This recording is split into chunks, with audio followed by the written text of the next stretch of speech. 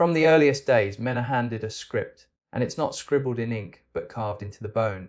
Be strong, be silent, be useful.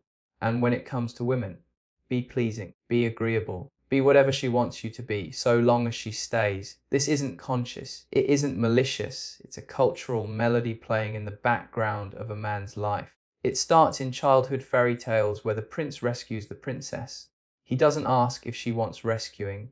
He doesn't even know who he is without the rescue. His purpose is tied to her approval. The story ends when she smiles at him, when she says yes. That's his reward. That's his identity. So, men grow up believing that love is something earned, that their worth is measured by their usefulness. Hold the door, pay the bill, protect her from danger. Always say yes, never complain. Never reveal the part of you that needs something back, because God forbid you seem needy.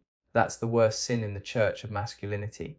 But here's the trap. It looks like generosity. It walks like kindness. It even feels at first like devotion. But it's not coming from a full cup. It's coming from deficiency. It's a performance, a role played by a man who was never taught that his own needs matter too.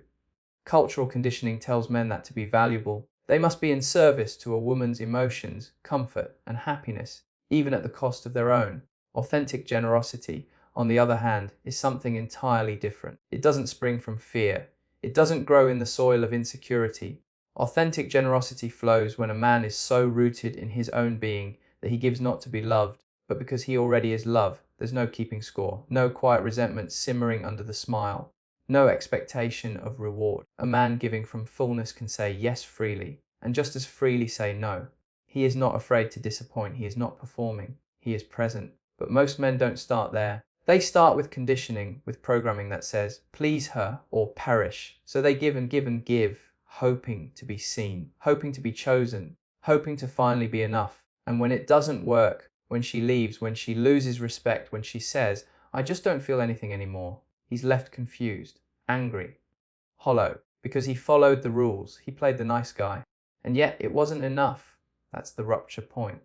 The place where the mask cracks, where he begins to question whether his so-called kindness was ever real, or if it was just the currency he used to buy affection. The moment he realizes that generosity without authenticity is manipulation in disguise, not always cruel but always desperate, always conditional, always hungry for something he thinks only she can give him. Beneath the surface of every man who rushes to please a woman first, there's often a quieter, more vulnerable story playing out. A hidden need that fuels his actions but rarely gets acknowledged. It's the need for approval. That silent hunger that whispers, if she likes me, I matter. If she accepts me, I exist.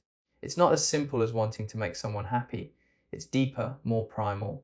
Approval becomes a lifeline, a way to patch up a broken sense of self that's been frayed by years of doubt, neglect, or unspoken rejection. You see, many men grow up learning that their worth is conditional, that they are only good enough when they meet certain standards. Be strong, be successful, be the provider. But what happens when those standards feel unreachable?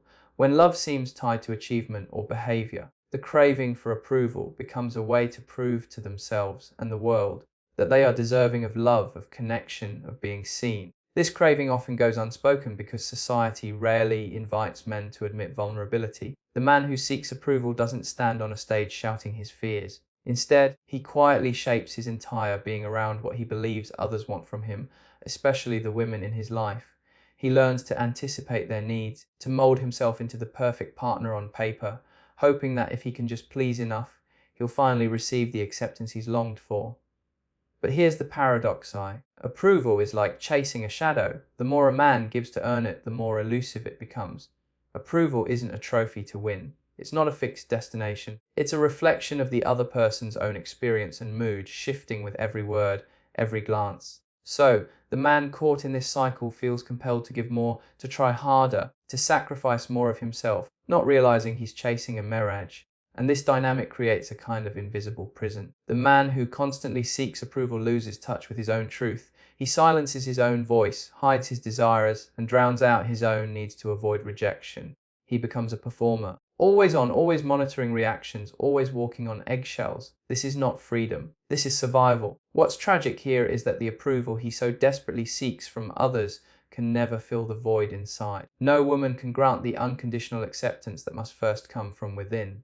the hidden need for approval is really a plea for self-acceptance. It's a call to reclaim the parts of himself he's been taught to hide or despise, the parts that are scared, imperfect, vulnerable. And when a man finally begins to see this, when he understands that his need to please isn't about the woman in front of him, but about the little boy inside craving recognition, it opens a door to healing, to integration, to showing up not as a shadow of what others want, but as a fully embodied human being, worthy not because of what he does, but simply because he is. To understand why some men feel compelled to please women first, we have to trace the invisible threads back to the earliest bonds they formed, those primal connections with their mothers or primary caregivers.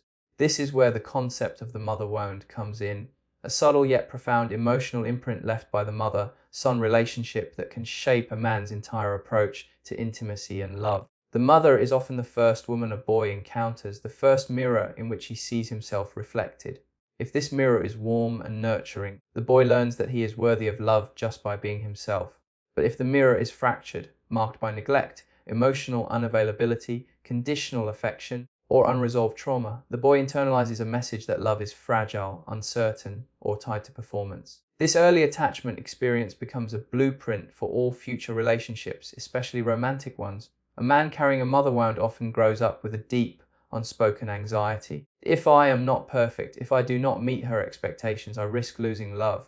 So he becomes hypervigilant, scanning for signs of approval or rejection, learning to anticipate and fulfill needs before they are voiced. The mother wound isn't about blaming mothers. It's about recognizing that every woman is human, carrying her own pain and limitations. Sometimes a mother is unable to provide the consistent, unconditional love a child craves, not from a lack of care, but from her own wounds or circumstances. Yet the impact on the son is real and lasting. As the boy becomes a man, this early pattern often resurfaces in his romantic relationships. He unconsciously tries to heal that original wound by pleasing women, hoping that this time love will be unconditional and safe. He becomes a caretaker, a fixer, a man who puts the woman's needs above his own, not always out of kindness, but out of a desperate yearning to be accepted and not abandoned. This dynamic can be exhausting and confusing because the man is living with two conflicting desires, the need to be seen and loved as he is, and the fear that if he shows his true self, imperfect, vulnerable, he will be rejected. So he builds a fortress of pleasing behavior, hoping to protect the fragile self beneath. Attachment theory helps us understand this pattern more deeply. Secure attachment, formed when a caregiver is reliably responsive, breeds confidence and healthy boundaries. Insecure attachment, whether anxious, avoidant, or disorganized, creates patterns of clinginess, withdrawal, or chaos in adult relationships. Men with anxious attachment, often linked to the mother wound, are especially prone to people pleasing as a strategy to keep their partner close. Healing this wound requires courage and self-awareness. It means recognizing the echoes of the past in present behavior and understanding that the love a man seeks outside must first be found within. It means learning to hold space for his own feelings, desires, and boundaries without fear. The mother wound is not a life sentence. It is a call to reclaim emotional sovereignty, to rewrite the script, and to approach relationships from a place of wholeness rather than lack. When a man can see the wound, he can begin to hold it with compassion instead of compulsion. When we talk about men who rush to please women first, we often overlook the invisible puppeteer pulling the strings behind the scenes, the ego, that restless, chattering voice inside. A combination of pride, fear, and desire that shapes not only how a man acts but who he believes himself to be. The ego is fundamentally about identity. It's the story a man tells himself about who he is in the world. And for many men, a big part of that story is wrapped up in being the nice guy, the one who always puts the woman first. This identity feels safe because it offers a kind of social currency. Being seen as generous, caring, attentive, these are badges of honor in the arena of relationships. The pleaser, identity promises value, approval, and sometimes even admiration. But here's the twist: the ego's version of generosity is often less about genuine care and more about control. It's about maintaining a self-image that feels good and shields against deeper vulnerabilities. When a man says, "I do this for you," what he sometimes means is, "If I don't do this, I'm afraid you'll leave. I'm afraid you won't love me." The ego wants to be indispensable because it fears being insignificant.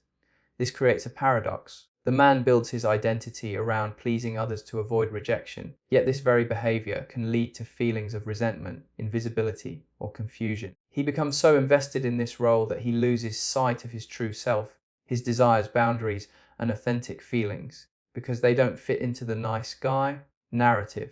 The ego demands perfection in its performance, but the man's true self is messy, contradictory, and sometimes uncomfortable. This ego-driven identity can also fuel competition. The pleaser man measures his worth against other men, seeing himself as more virtuous or better because he prioritizes a woman's happiness. This isn't humility, it's a subtle form of pride dressed up as selflessness. The ego loves this kind of moral high ground because it reassures itself of superiority, but it's a hollow victory because it's based on external validation rather than inner truth. Another layer is how the ego uses pleasing as a mask for fear, fear of abandonment, fear of inadequacy, fear of being unlovable. By constantly giving, the man hopes to keep the relationship intact, but in doing so, he ignores a critical truth. Love given out of fear is conditional. It's a contract rather than a connection. The dance between ego and identity also plays out in vulnerability. The ego resists showing weakness because it's afraid that revealing true feelings, fear, pain, desire, will shatter the carefully constructed image. So men hide behind pleasing, sacrificing emotional honesty for the illusion of control. Breaking free from this cycle requires a radical shift from ego-driven identity to authentic selfhood. It means embracing the parts of oneself that don't fit the pleaser mold, the anger, the need, the imperfections, and seeing them not as threats but as integral to being whole. When a man disentangles his ego from his actions, he can please not because he has to, but because he wants to, from a place of abundance, not anxiety. This transformation rewrites the narrative from "I am what I do for others" to "I am enough simply as I am." In this way, the role of ego and identity in pleasing women first is not merely a behavioral pattern. It's a profound psychological dance, a story of survival, fear, and the longing for genuine connection. There's a dangerous illusion swirling around in the world of relationships, an illusion called niceness. On the surface, niceness looks like kindness, generosity, respect. It's the polite smile, the agreeable nod, the willingness to accommodate. But beneath this shiny veneer can lurk something far less wholesome: toxic niceness. Toxic niceness is the habit of prioritizing someone else's comfort at the expense of one's own truth. It's saying yes when you want to say no, hiding frustration behind a smile, and smoothing over conflicts with passive compliance. It's the man who always puts a woman first, not because he's fully present or genuinely engaged, but because he fears rocking the boat or risking rejection. This form of niceness is toxic because it's fundamentally dishonest. It's niceness that masks avoidance. It's kindness that denies boundaries. And in denying himself, the man becomes disconnected from the very presence he's supposed to bring to the relationship. True presence, on the other hand, is something far more rare and potent. Presence means showing up fully, mind, heart, and body, without pretense or performance. It means listening deeply, feeling honestly, and responding authentically, even when it's uncomfortable. Presence is not about being agreeable, it's about being real. The difference between toxic niceness and true presence can be felt in the energy between two people. Toxic niceness creates a polite surface tension where real feelings are suppressed, leading to passive resentment and emotional distance. True presence invites intimacy even when it's messy because it's rooted in courage and vulnerability. Men who fall into toxic niceness often confuse it with love. They believe that if they just keep being nice enough, if they just keep accommodating, they will secure affection and avoid conflict. But this is a trap. Love that requires hiding your feelings is conditional love. It's love for a mask, not the man beneath. True presence requires a man to honor his own needs as much as hers. It means holding space for both joy and discomfort, agreement and disagreement. It means risking displeasure in order to be authentic, trusting that genuine connection grows not from perfection but from honesty. This is why toxic niceness can be so damaging. It teaches a man that his feelings are less important than hers, that his voice must be muted for peace to reign. Over time, this dynamic erodes self-respect and breeds frustration. The man may appear nice to the outside world, but inside he feels invisible, unheard, and disconnected from his own essence. The journey from toxic niceness to true presence is a radical act of self-honesty. It's learning to say no when yes doesn't feel right. It's sitting with discomfort rather than fleeing from it. It's showing up as a whole person, flaws, boundaries, and all, rather than a caricature of what others expect. In cultivating true presence, a man discovers that pleasing a woman doesn't mean sacrificing himself. Instead, it becomes a dance of mutual respect and authenticity, where both can be fully seen and loved, not for the roles they play, but for who they truly are. This shift is not easy. It requires dismantling years of conditioning, confronting fears of rejection, and embracing vulnerability as strength. But it also opens the door to a deeper, more meaningful connection, one where niceness is replaced by genuine care and presence becomes the foundation of love. The journey from a fractured, approval-seeking self to a whole, integrated man is not a simple leap. It's a winding path filled with challenges, revelations, and deep inner work. This is the path to integration, the process by which a man brings together the scattered pieces of his psyche, his wounds, fears, desires, and truths, into a coherent and authentic whole. Integration begins with awareness. A man must first recognize the patterns driving his need to please women first. This means seeing clearly the old programming that tells him his worth is conditional, that love must be earned, that vulnerability is weakness. Without awareness, these unconscious scripts continue to puppeteer his behavior, keeping him locked in cycles of sacrifice and resentment. But awareness alone isn't enough. Once he sees these patterns, he must have the courage to feel them deeply. This means sitting with discomfort, the fear of rejection, the shame of not being enough, the anger at having to hide his truth. Feeling these emotions fully, rather than pushing them down or masking them with niceness, is an essential step. It is through feeling that wounds begin to soften and lose their power over him. The next phase of integration involves reclaiming the parts of himself that have been disowned. These might be the vulnerable child who needs love, the angry man who demands respect, or the joyful spirit craving freedom. Society and culture often pressure men to suppress these aspects in favor of a narrow definition of masculinity. Integration invites a radical acceptance of all parts, even those deemed weak or unmanly. This acceptance creates internal harmony and prevents the self from splintering under pressure. Boundaries also play a vital role on this path. A man who pleases from lack often lacks clear boundaries because he fears losing love if he says no. Integration involves learning to set and maintain boundaries, not as walls to keep others out, but as gates that protect his energy and honor his needs. Healthy boundaries allow a man to engage in relationships from a place of fullness rather than desperation. True integration also requires embracing vulnerability, not as a momentary act, but as a way of being. Vulnerability becomes the bridge between self and other, where authentic connection happens. When a man stops performing and starts revealing his true self, he invites a deeper love that doesn't depend on pleasing but on mutual presence. Along this path, a man often encounters resistance from within and without. The ego resists losing control, and old habits pull him back to pleasing behaviors. Relationships may challenge him, triggering old fears and defenses. Yet each challenge is an invitation to deepen integration, to respond from growth rather than reaction. Spirituality or a sense of purpose can also support this journey.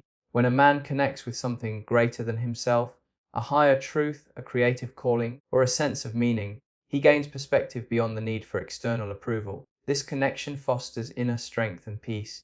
Ultimately, integration is about reclaiming sovereignty over one's life and love. It's moving from fragmented survival to embodied wholeness. The man who walks this path no longer pleases to avoid loss. He loves from abundance. He no longer hides behind masks. He shows up in all his complexity. In the dance of pleasing women first, we uncover layers far deeper than mere kindness. A complex web of cultural conditioning, hidden needs, childhood wounds, and ego-driven identities. True transformation arises not from sacrifice or approval seeking, but from integration, embracing vulnerability, setting boundaries, and living authentically. When a man gives from fullness rather than fear, his presence becomes a gift, not a performance. This path invites men to reclaim their wholeness, shedding toxic niceness for genuine connection. Only then can love flow freely, rooted in truth, respect, and mutual liberation, where both partners meet as equals, fully seen and fully alive.